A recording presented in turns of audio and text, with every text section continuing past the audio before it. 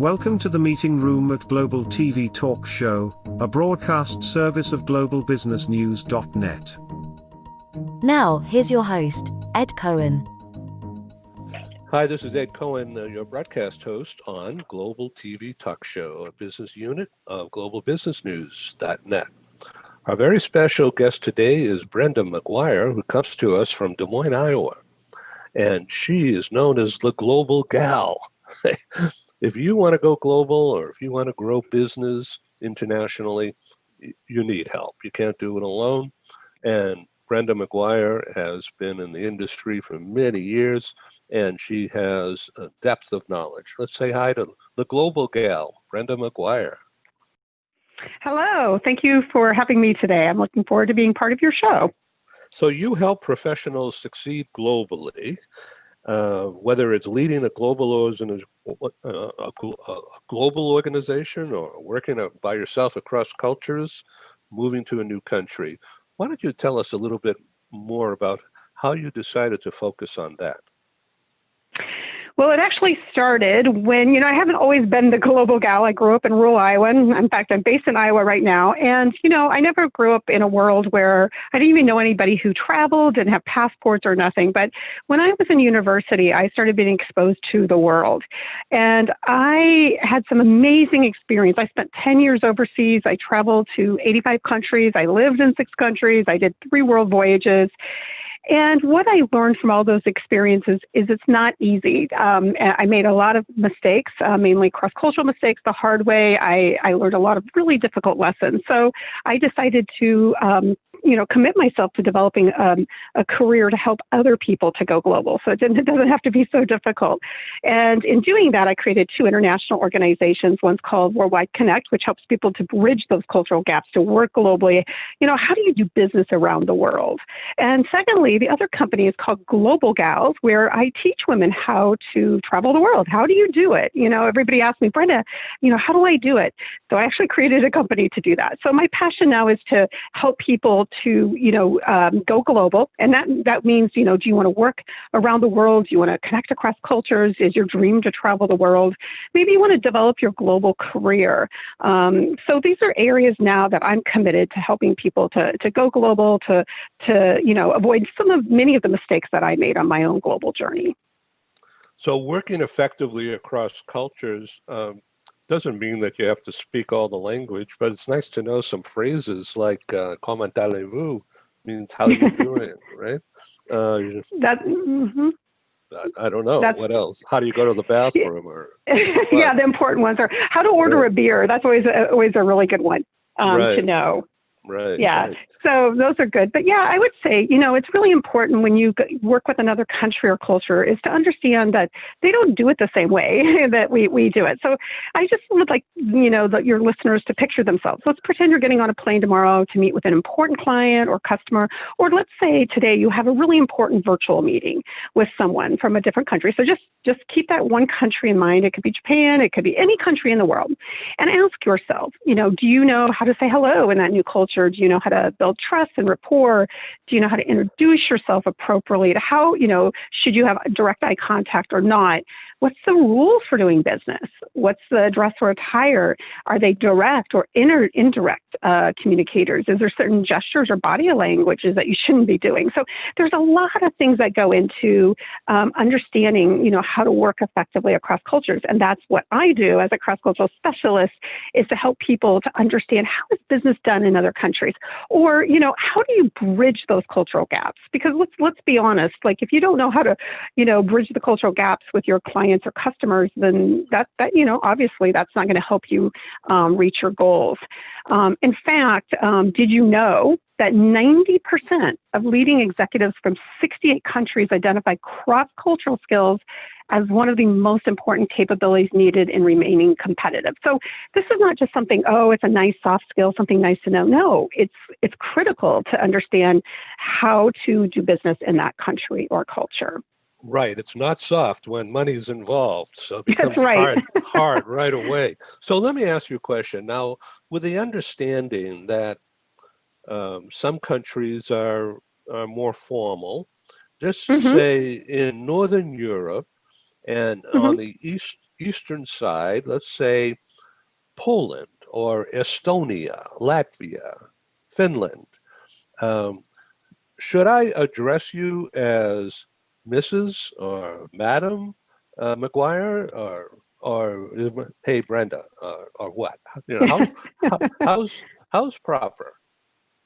Well, those are some good questions. So again, that's where I kind of point people back to doing research, whatever country or culture. You threw out a lot of different countries, and each one's going to be slightly different because Europe is very diverse, and sometimes we don't always stop to think, oh, well, it's just Europe. Well, each country is different, and in certain cultures, you've got to look at some cultures are more hierarchical versus egalitarian, and when you're leading across cultures, communication styles that direct versus indirect. And even how you do deals is different in different countries. What do you do before the deal, during the deal, after? How you manage employees and motivate, giving feedback. So, what I say is whatever country or culture that you're working with is that do your research, take the time to understand that country or culture. And, you can just do online research where you can go through some cross-cultural training or coaching, which is what we do. Also, there's some great assessments out there like the Global DISC where you can look at where you are, your profile, and in some of these countries and cultures you're working with, and how do you bridge the gaps with that particular country. Let's talk about the ICQ Global DISC. Yep. And why don't you describe what that DISC is and why it's so popular? What is it? Yeah, so the Global DISC is a wonderful assessment tool that takes your personality types and your different cultural dimensions and puts them in this amazing tool. It takes about 5 minutes to complete, and it shows you where your profile would be, and it will compare it to many, many different countries. For example, we're using it with a client right now who she's an expat. They sent from the U.S., but oh, by the way, she grew up in mainland China, is now on assignment in Hong Kong. So, looking at her profile compared to the U.S. and China, and then where she needs to flex her leadership style. So, there's a lot of great assessments out there. We also work with the IDI, Intercultural Development Inventory. So there's a lot of great assessments that you can utilize along with, doing research on what you should or shouldn't do in each country. Because kind of going back to your point, it's what it's what you don't know that's going to get you in trouble. And when we work with companies, sadly, they come to us when they've said, oh, this culture is this soft fuzzy thing. Well, guess what?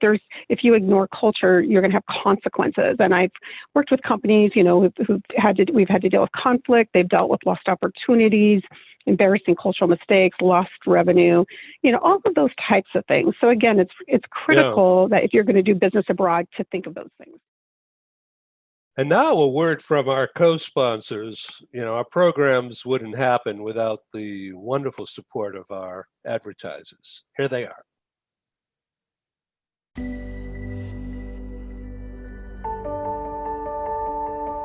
Something that's really neat is that the Bridge School partners with various organizations to provide learning for their students. For example, we partner with a major ballet company, and we are able to enroll several of their students into our school. So now not only is the student able to participate in a school and have a seamless transition while they're very active in their ballet career, but now they have other dancers that are with them that are doing some of the same courses. So it's almost becoming a camaraderie where they're taking similar courses, they're working together on their ballet, and really being able to form this great partnership with these organizations to provide a needed service. A lot of times there are student athletes who will spend hours and hours at the gym or at the basketball courts, wherever it is. And if they're attending a traditional school, they're in school from 8 to 3. They get a quick snack, and then they're at the gym for 3 to 4 hours in the evening. Coming to us and having that partnership, they're able to break that up throughout the day. They can have a morning practice, get some schooling in, have an afternoon practice, finish their schooling in the evening. So there's that flexibility. And additionally, if there are tournaments or performances, it's fantastic because if there's a week where they have shows straight through, they can take that week off of learning and then pick back up when they're done. So it offers this great flexibility. And for the program owners of these sports leagues, it is a win-win situation for them because they see this need. They see this need that their students need to make sure that they are obtaining the grades necessary to be successful adults in our country and in other countries. But it provides them an environment where they can be successful at both.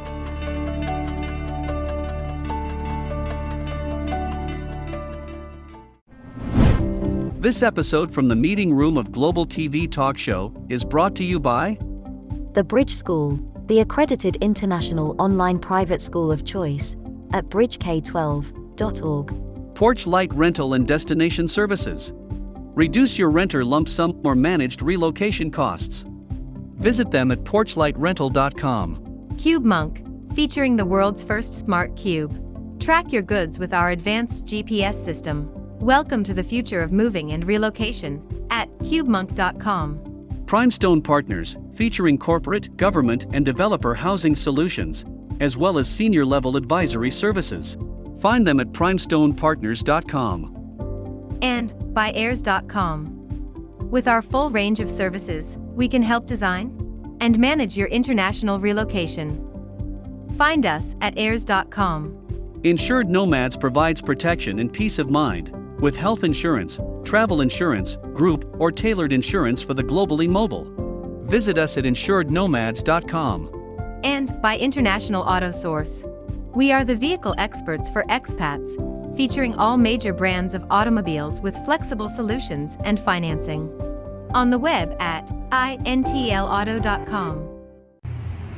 Hi, my name is Christine. I'm a nurse from the Philippines, and I got to know IAS through Worldwide Health Staff Solutions. And I want to thank IAS, especially to Matthew, for helping me get my car stress-free, headache-free. And so I just want to show you the car that I got.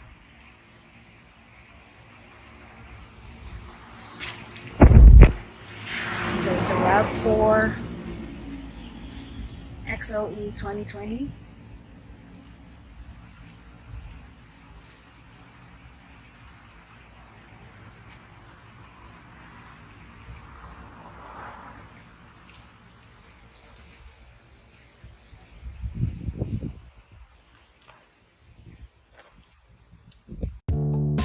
As an expat moving to the USA, relocating is exciting, but it can also be stressful. Getting a car, truck, or SUV for personal transportation is usually a high priority. That's where International Auto Source comes in. We make getting the vehicle you want for your work assignment or academic program easy, so you're ready to drive when you arrive. Our product specialists have helped over 50,000 expatriates with their personal transportation needs, making us the largest international auto retailer in the world.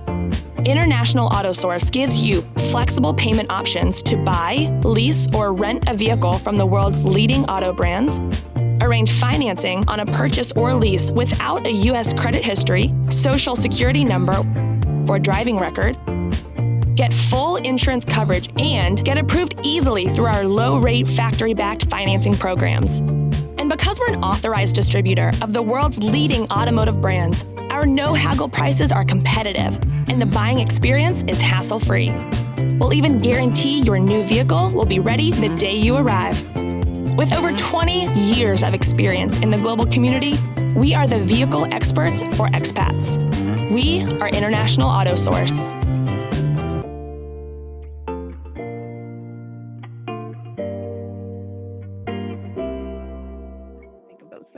So is it different for young people or old people? Is it different for men or women in a business setting? Yes, of course. I mean, each country and culture, women, it's going to be different or generational. For example, I lived in Japan for 2 years, and I was a young woman, in working in that country over 20 years ago. Plus, I was a gaijin, which is a foreigner. So I had to overcome many obstacles to work in that particular environment. I was training businessmen from like Nestle and Microsoft and so forth on how to do business in the U.S. But interesting, I also was dealing with some of the cross-cultural challenges. Now, that said, the most important thing I think you need to do is be flexible and adaptable whether you're living in another country or just working with another country. So what about dress and attire? Like, for instance, in the U.S.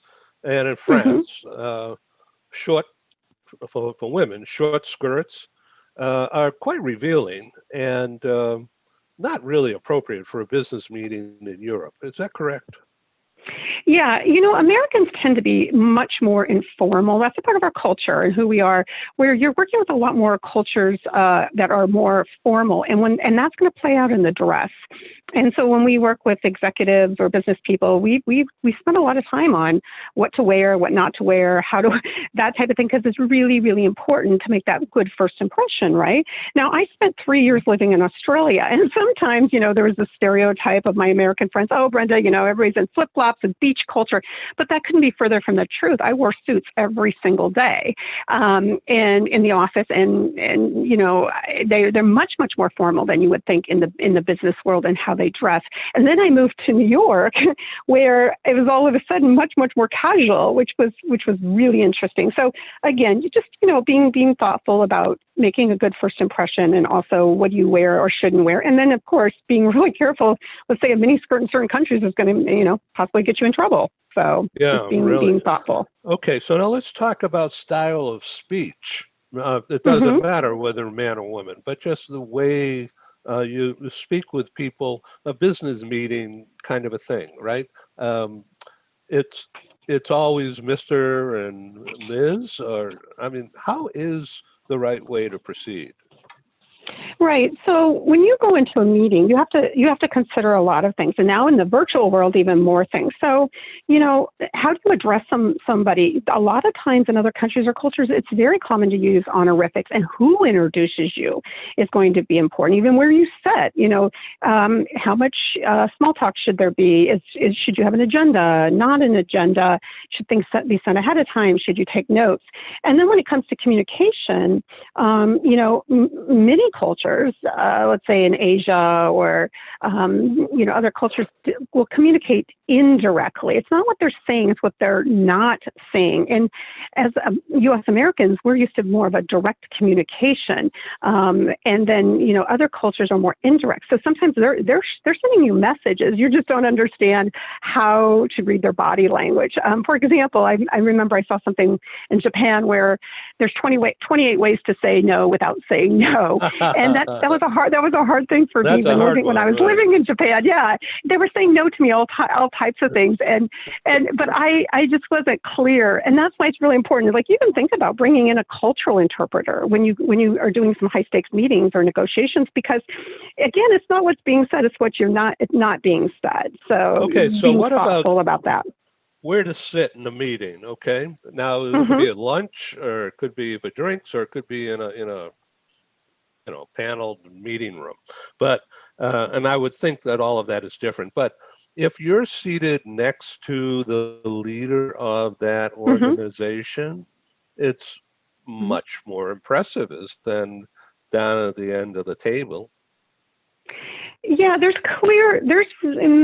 say in many Asian countries, especially, there is a place where you sit or you don't sit. Who sits at the head? Who sits at the back? Which team members are present? Who should talk? Because too, sometimes even the purpose of meetings are going to be different in different countries. Some cultures or countries might say, hey, let's do, more of a brainstorming session. Well, those might not go over really well in some countries or cultures. And then in other countries or cultures, when you start talking about, different meetings and meeting styles, it's all going to depend on where to sit, and so forth. So kind of going back to the purpose of meetings, for example, US, we might do a brainstorming or share what everyone's working on. But in Scandinavia, they might be used more in terms of gathering input for the whole group, making collective decisions, and then contrast that in Asia, where for employees to share group decisions with managers or share what was discussed as a group beforehand. So I think a tip for people when with meetings is before you're coming together, make sure everyone's kind of on the same page and goal of that meeting, what's expected to be able to prepare. And that's going to save you time for unproductive meetings. Let me ask you a couple of questions here about communications. Before a meeting, you know that you and I are going to have a meeting at this hour. You know, a week, 2 weeks before today. So would it have been proper, because let's assume we don't know each other, would it have been proper for me to find your email and send you an introduction about myself and my company, not a pitch, but just an introduction? Would it be appropriate to do that in advance, unannounced and not invited to do so? But anyway, I did it, okay? And so is that cool or is it a negative? Well, it's, again, you know, it's going to depend on the culture or country. And I keep saying that because every country is different how they approach that. But what I would say is, you know, yeah, it's proper to have, you know, let's say some cultures to, you know, 2 weeks notice or whatever. I think, especially if you're working with non-English speakers, it's important that, you know, if they have as much information and context ahead of time, that will be helpful for them to know. Because I think, you know, the more they know about you, also when they read about you and your background and so forth, that builds credibility, and they know how to address you in a certain way. That's why, for example, in Japan, business cards are so important. They see your title and they know how, you know, how far to bow, how, you know, how to address you, you know, how you fit in that. So, and also sometimes more importantly with that too is who introduces you, not necessarily yourself, because sometimes you need someone senior to introduce you to help build that credibility. So I think there's a few different pieces to that. So here I am today, and I don't have a coat on, and I don't even have a shirt on, you know, but I did comb my hair. So congratulations. So would it have been more proper for me to be in business attire in addressing you today during this conversation? Yes, absolutely. And again, U.S. Americans and certain cultures are much more informal. But especially when you're meeting virtually today, it's really important that you, to set a good impression. Just because you're maybe working from home, that doesn't give you an excuse just to wear, you know, casual and I'm working from home. No, I personally would dress up for a meeting. And so if you could see me virtually right now, you would see I do have business attire on. In fact, I've been working remotely for 20 years. So for me, you know, everybody's all of a sudden working remotely. But for me too, I also think it's important that, you know, it's also something psychological, the way you dress and the way you know, present yourself, you know, instead of being so casual all the time. But it could be really important if they turn their cameras on and then they see you in casual and they're not. So I always err on the caution of just being, you know, on the business dress side when you're working virtually. All right. And so what would you say relevant to business, now not politics, but the inauguration day, the way people dressed, and say Lady Gaga versus the young woman who gave the poem versus Dr. Biden. Everybody had a color scheme, and you know, everybody was ready for being camera ready, if you will. Right. Yeah, I thought they all, I mean, everyone looked very polished, and I think the key is looking polished and professional. And as far as colors go, again, that's gonna depend on the country or culture. I know that in some countries I've worked in, I've they tend to wear more dark colored suits. You don't necessarily want to stand out. Sometimes in certain cultures we want to stand out, so we wear the most flamboyant, bright colors, right?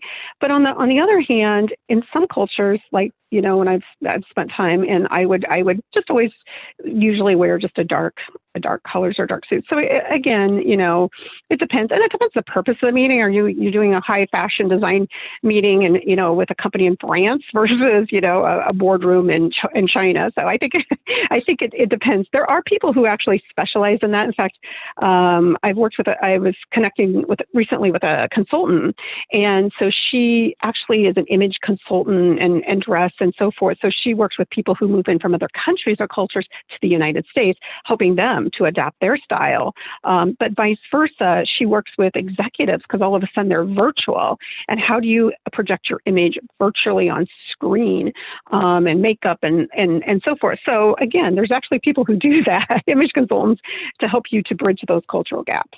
Right, and you lock the dog away and then push the cat out and things like that. Right. Right. Okay, and so let's talk about yourself again now, and the background that you have in relocation management has led you to where you are today. Is that correct? Yeah. And, I have been blessed to work in many industries. I've also worked in the corporate, academic, nonprofit, and government sectors. I've worked in different sectors, different industries.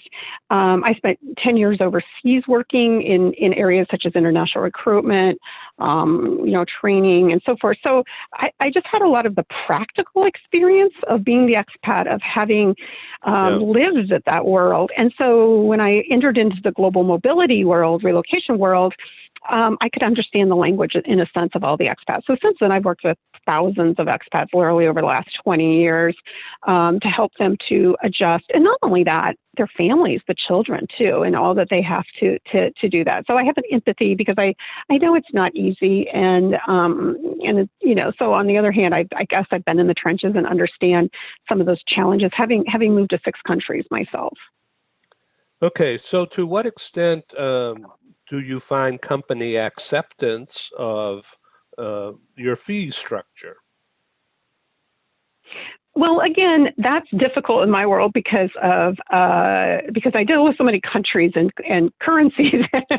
my accountant right now is about going crazy right now because of all the different things. So that's a difficult one, Edwin, just because, sometimes I'm dealing with a global company with global pricing structures, and then sometimes I'm working with, on the ground, like I am, say, in India right now with, more having to almost compete in local pricing in India. So again, that's pretty varied in my world. Okay, so in dealing with people, let's go back to the people aspects of, say, in India, in the tech side of things, and people from, say, the U.S., but let's just say anywhere in the U.S., but particularly Southwest, Southern California area, where it's not all Hollywood, but close. And in terms of getting things done and being aggressive and culture, expectations, and the people who are on the tech side of things internationally, based in Bangalore or Mumbai or Delhi, they're very similar to the people of California. Would you say? Yeah, it's really interesting. I like that you make the point of you're picking a part of the United States, because sometimes we forget our own country is really different in how we do business, right? So I just remember people ask me, Brenda, what's the most difficult place you ever lived? And I say New York. And I've lived in the biggest cities of the world and so forth, but it was interesting because of the difference. So I'm from the Midwest, but I've lived on the East Coast and different places. So that's it's interesting, our whole country. But again, that's same as India, because India has different regions and different areas and how they even do business. For example, we recently worked worked with an expat who was moving from Chennai area, and that part of India versus the part of, let's say, in the Mumbai area. So even and they're speaking different languages, different experiences. So some countries and some cultures have many different regional differences and so forth. So but I would say in India, though, in general, they're going to be coming at it from a more hierarchical, where we're more egalitarian approach. So thinking about that, they're more indirect communicators. They're more group oriented versus, U.S. Americans tend to be more individual oriented. So how we look at time and culture. So I think there's a lot of pieces, and that's why I'm not the expert on India. I actually have cross-cultural consultants on the ground in India who are the experts and helping to bridge those, different cultural gaps, wherever you are in the U.S. or the world with India. Let's talk about the Persian Gulf for a moment. And how diverse that you would think that it's not diverse, but it is. It's extremely diverse, isn't it? The difference between, say, Abu Dhabi and Dubai, I think you can put together, but Kuwait, Saudi, just to name a couple, they're different scene, different attitudes, different business ways. Correct? Yeah, actually, a year ago from today, I was in Dubai, we've done a lot of training in Dubai and the UAE, and actually throughout the Middle East. And again, sometimes we say, okay, Asia is, Asia. Well, there tends to be some similarities, and there tends to be some, differences in a whole region, but each country is very, very different. The Middle East, there's, for sure, there's differences in depending which region. That said, they tend to be more, very relationship oriented. And I think that's, they're really good at building, you build relationships before you do business versus just diving into it. Like, U.S. Americans are very task oriented, right? So, for example, we recently worked with someone who was doing deals in the UAE. And he said, okay, Brenda, we are, we want to be successful in these deals. So I applaud them to say, hey, there is a cultural difference. They recognize they didn't know what they didn't know. In this case, it was somebody from India who was doing a deal in the UAE. And so we talked through and we said, okay, when you're preparing for a meeting with potential partners, you need to be prepared. And, the strategic meetings can be formal or informal. You need to be flexible. If they're formal, you need to be aware of the protocol, the seating, the hospitality, the time, the small talk. But in general, businesses in the UAE are going to be more globally oriented and predictable than businesses, let's say, in Saudi Arabia. So again, some differences. But then, okay, that's before the deal. Then when the deal's in progress, you need to know, beware from the hidden influencers and those types of things. There's still a lot of things when you're in the deal. And then when you close it, be prepared kind of for layers of negotiations and, always saving something back just in case. So again, the point here is, even if we were to do that training or coaching program on Saudi Arabia, it's going to look a little similar, but different too. So again, we have to be careful we don't stereotype all countries in a region, that they're all similar or different. There are going to be some similarities, but there's also going to be their own unique way of doing business. Here's another one. Is sending a thank you note universally a good idea? I personally think it's good no matter what. Now when you say send a thank you note, that might be different again in different cultures. So some cultures are more gift oriented. So maybe you send a thank you note with a gift, part of that gift giving culture, right? Thank you for hosting me. Thank you, for doing that. And, but again, I think in today's world, anything that's a extra added touch, or anything that just shows appreciation and gratitude, whether it's a thank you note, whether it's a gift, whether it's a follow-up phone call, I think it's always a good idea. All right. So what about industry, like, for instance, military products, whether it's like jet planes or bullets or technology? This got to be different than the oil business, right? Yes and no. In fact, I've worked with the oil business, and then the clients have also been. In fact, I'm thinking of one right now is in that sector of they build different military equipment for aircraft and so forth. So I've worked with companies and industry in both those industries. They have their own nuances, each industry.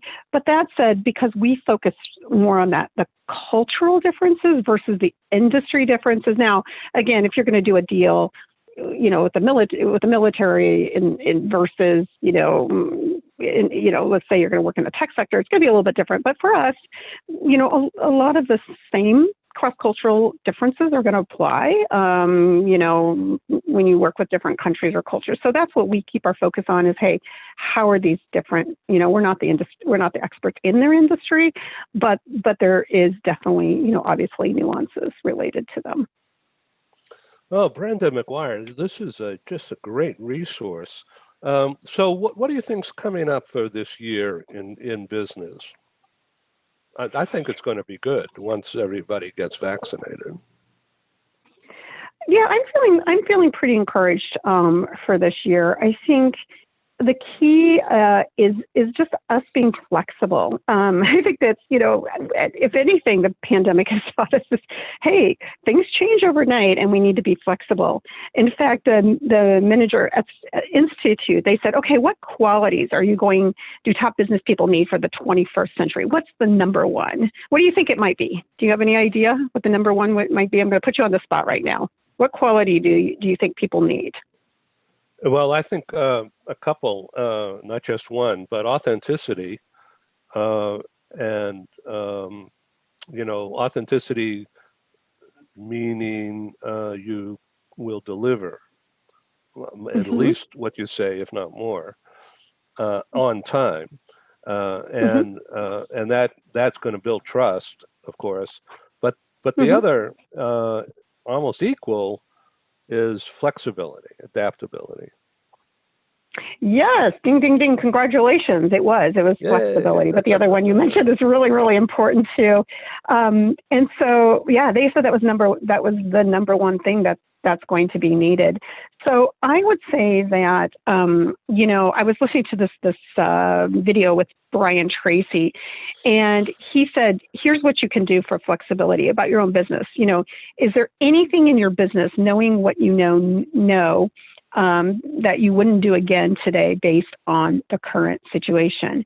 And then you're going to have be courageous and have honest conversations with yourself. What would you do differently, or how would you do that? So I think flexibility is key.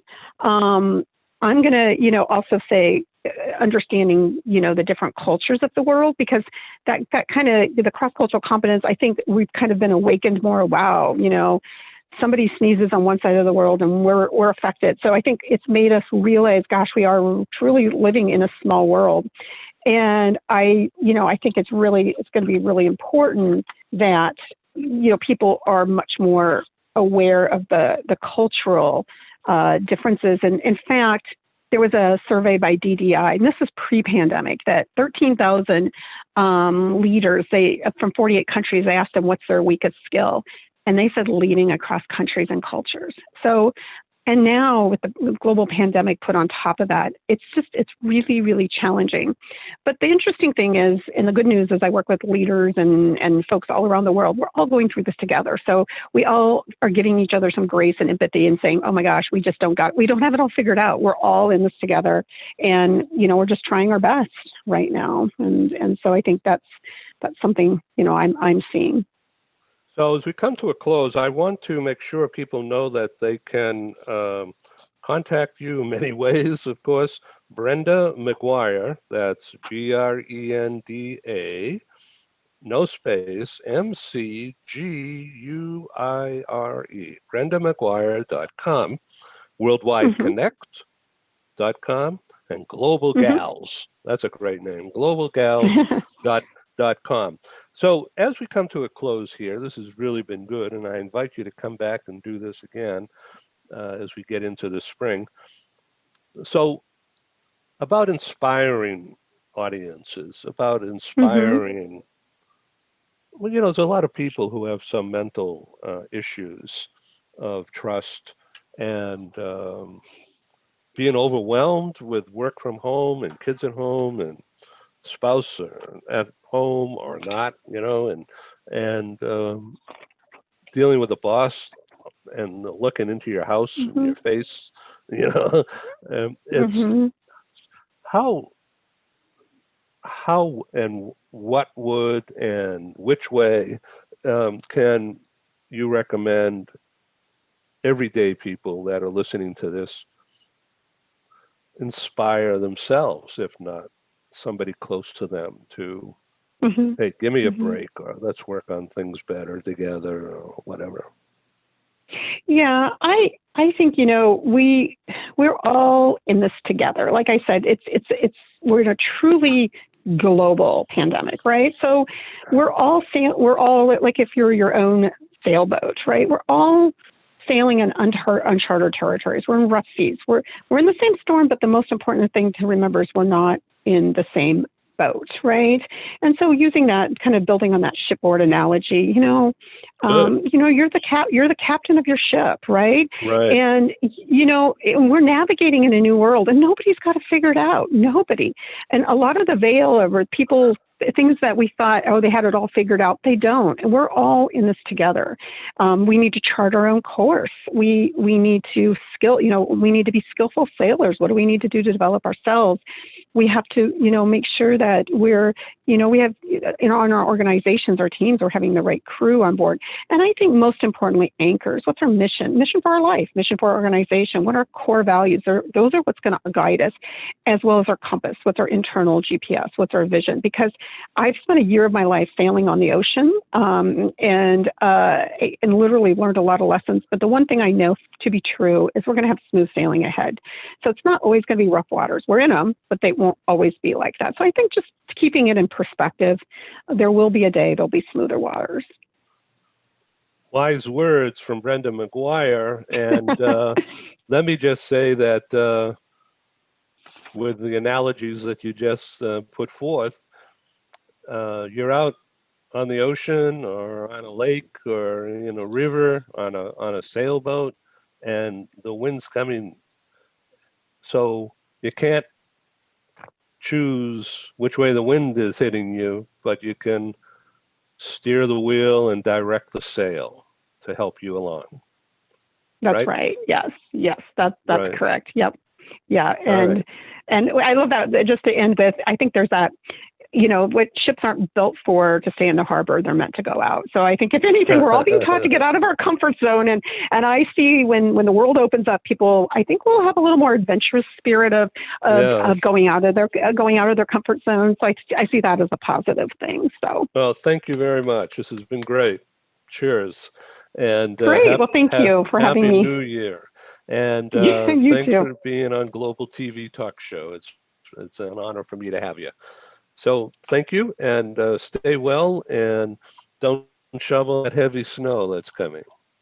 Yes, we're getting 8 to 12 inches today. I can't wait. All right. Okay. So do you have all right. So do you have any Bernie mittens to wear? Let me tell you, I've got growing up in Iowa with all the snow. Trust me, I've got all of it. So got the snow blower too, ready to go. So. All righty. Okay. Ciao. Bye bye. Bye. Thank you. Thank you for joining us in the meeting room at Global TV Talk Show. Have a wonderful day and stay safe.